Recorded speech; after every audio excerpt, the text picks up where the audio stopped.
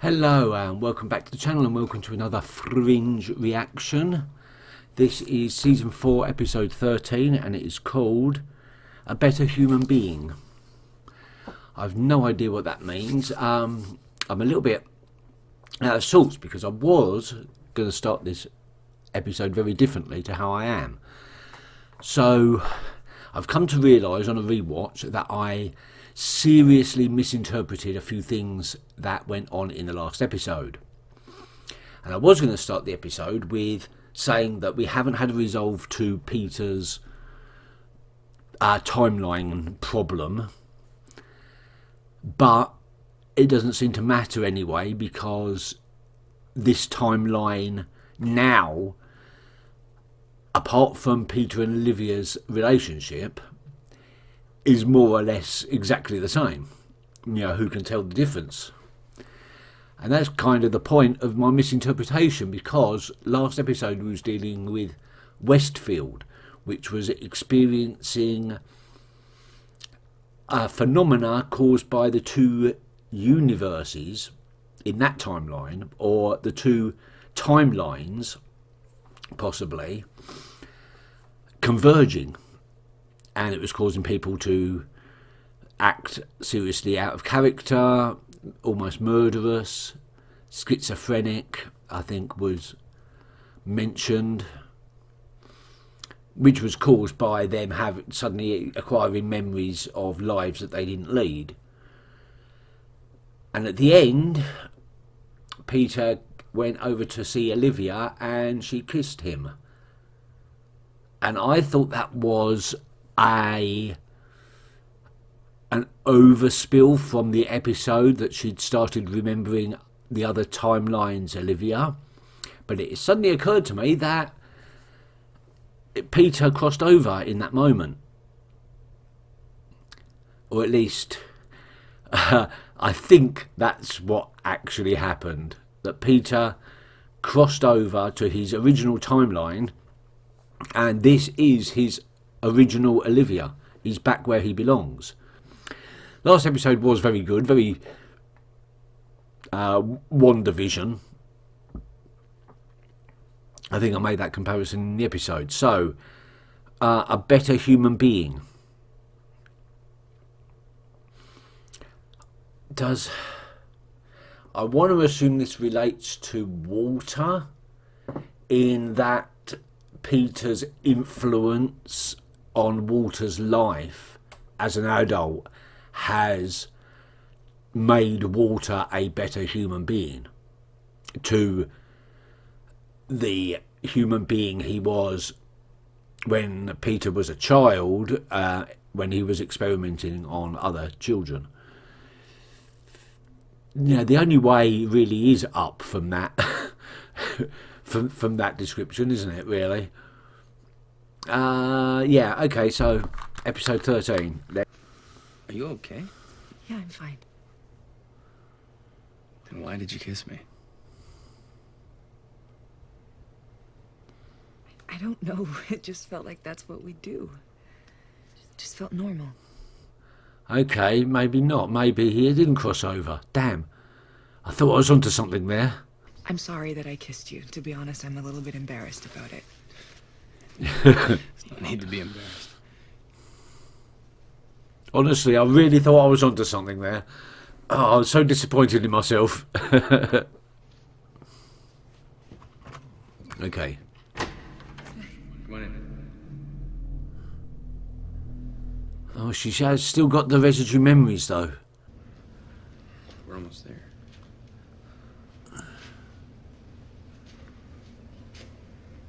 What's going on here?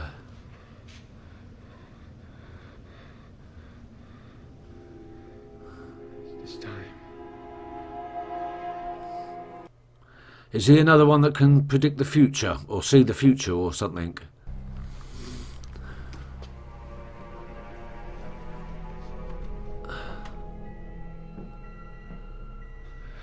He's in the kitchen.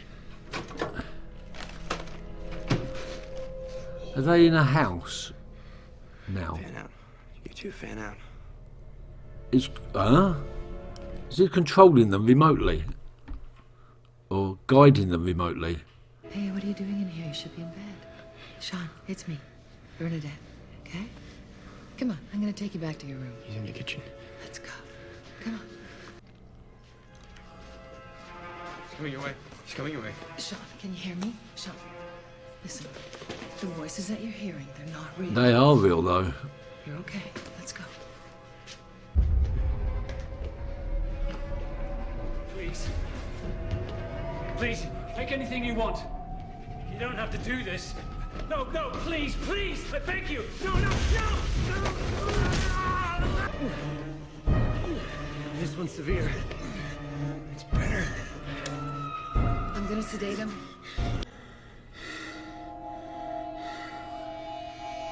So what was that about then? So this is some MK Ultra sort of stuff, remote spying. What's the killing in New York have to do with a mental institution in Deerfield? The police are calling the murder a home invasion. And we aren't? We have no idea what the killers wanted, but that's not why we're here. Apparently, a nurse here watched the news report this morning. And last night, a patient with schizophrenia had recounted the entire crime in great detail as it was happening. There really aren't any normal days in this job, are there? No, there is not. No. This is a normal day. I don't understand. Are you saying the voices I hear in my head are real? We don't know what to think right now. Now, this is the man who was killed. Have you ever seen him before? No. Sean, can you hear the voices now? No. No, they come and go. Do they ever come from objects? Say a tree or a wall? No. I see. So they always come from inside your head. Okay. Yeah, I heard them say that one of them was hurt, like he was cut. That he needed to get cleaned up before he got on the train. Clean up where? He said the bathroom. That's the last thing I remember, and the sedative started working, and I fell asleep. I will contact the transit authority, tell them to search the stations near the victim's home. So when he was talking, was he repeating or speaking through the voice of somebody else, or was he guiding them? Sean has agreed to go off his medication. We're hoping that the more he is able to hear the voices, the more likely it is that we will be able to catch whoever's responsible for the killing. Sean is here voluntarily, so if that's what he wants to do, I just need to explain this to his prescribing physician. Well, I'm happy to come with you. I think that's probably a good idea. Yeah.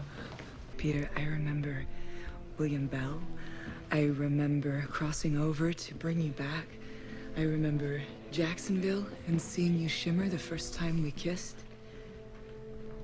I remember you walking to the machine and getting inside and being scared that you were going to die. I don't know what's going on, but something must be wrong. I remember it. I remember us. So I remember everything. So they have the universe. The timelines have converged into one single timeline, 2 universes. I think.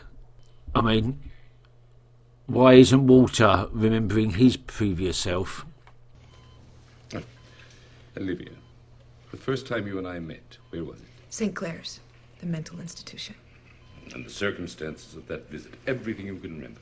My partner had been injured in an explosion, and I came to see if you were able to save his life. And Peter was with me because I needed a family member to sign you out. No, that's how it happened in my timeline.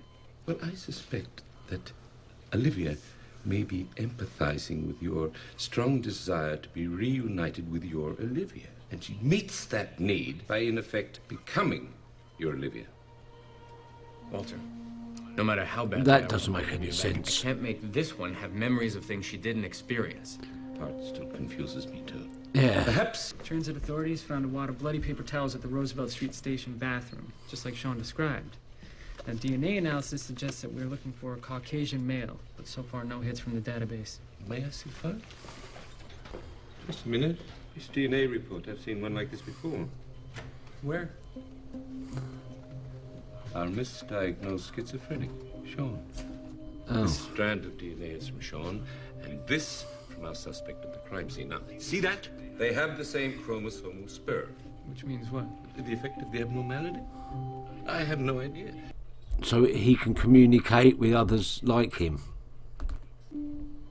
I know what you're doing. Hmm? I know what it's like to want something back that you love. I've succumbed to that temptation myself. Walter, whatever's happening to Olivia, I'm not doing it. I think you are, even without meaning to. Ah, right. Okay.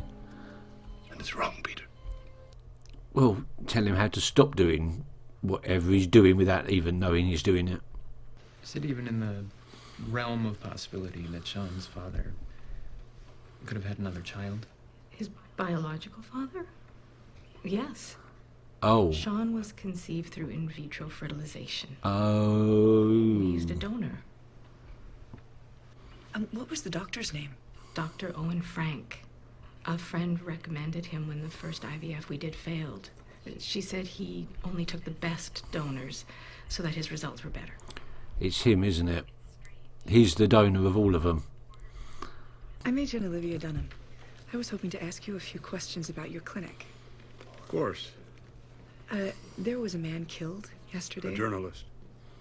He came to see me last week. Wanted to talk about my research, my work. The work I was doing at my clinic is merely a means to an end, a vehicle for my real experience. Right, okay. And what was that? What were those experiments? Genetic manipulation. Of The course, here we go. babies that I gave life to, I had altered their DNA. With the spur. I was attempting to make a better... Human A being. better what? A better human being. So that's what it meant. How many are there? subjects. Approximately 200. Oh, Well, that doesn't conform with dear. what our witness said. He didn't hear that many voices. I was constantly modifying the process. And with each modification, I created another sample group. And they're all from the same donor. All 200. It's you, isn't it? That's so obvious. They're scared. They're worried. They feel threatened.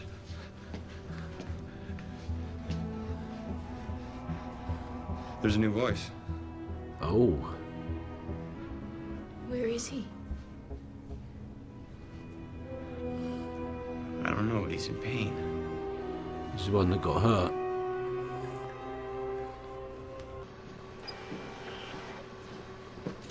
So they all somehow found each other, but Sean, because he was in a mental institute since he was 14, they couldn't find him, or they couldn't get to him. So what is it? Olivia has cortexiphen in her system. Someone must have found out how to synthesize it, but how? No. And how? Walter, slow down. What are you saying? Dr. Bishop believes that Olivia has been dosed with cortexiphan recently. Recently and repeatedly. Oh. Is that what that she's been injecting her? That's physically impossible. The vault is biometrically secured. I am the only one with access. Then it's you. You just take us implicated yourself. Ellie and I numbered the samples before we stored them. If anyone has tampered with them, I will know. I think she's actually a little bit worried, but she's playing it cool.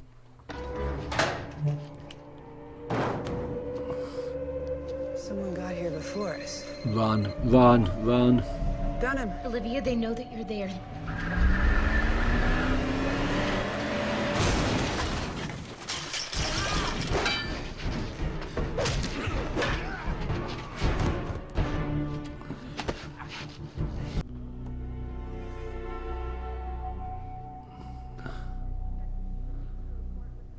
You're mine. Yep, an early batch by the looks of their age. Lock down the facility. Wow. And where did they go? Did they jump out the window? Oh, I think someone's drowning out the voices there. I'm afraid. I'm afraid because I've made this mistake before. Yes. I betrayed the Olivia that I love. Good point. I forgot about that. Or I didn't take it into consideration. But yeah. Don't take the risk. There. 20 vials present and accounted for. They're all here. Where is she? I'd like to see her. Can I speak with her? This is not Cortexiphan. Oh. What are you talking about? It's potassium iodide with food coloring. Red number 4. Cortexiphan has been replaced. She knows. It's her. I mean, it is. She's going to play dumb, but it's her. Excuse me. The girl came in here a couple minutes ago, about yay tall, blonde. I'm sorry, I didn't see her. She was taken.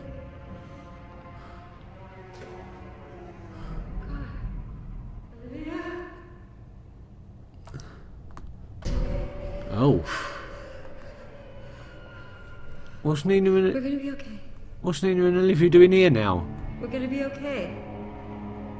No, I can understand how it happened in Olivia's case, but Nina was just with Walter and Lincoln. So how did she ended up in a kidnap situation? Okay, yeah, mid-season and we're hitting the super confusing times, aren't we? It's all happening. So I was wrong about Peter crossing over, and I'm wrong again at the end of that when I said it. It's still on that timeline, but Olivia's remembering things from the other Olivia's, the other timeline's point of view, independently, as we found out with the John Scott reference, which literally hasn't been mentioned in 3 seasons, considering she was in love with him and all that. I suppose she's been busy. Walter, though, is not exhibiting the same things. It does look like Nina's guilty of drugging Olivia with Cortexiphan. How she's going to get out of that, I don't know. How she's going to get out of her present predicament of being tied up in a basement or wherever, I don't know. Where does this lead into the next episode? I mean, it's going to have to be Peter and Walter's and Lincoln's investigation into finding out what happened to Olivia and Nina. And how. And why. I look forward to it. Okay, thank you very much for watching. A brilliant episode, as usual. Certainly a memorable one. I will see you next time. Until then, keep well. Bye-bye.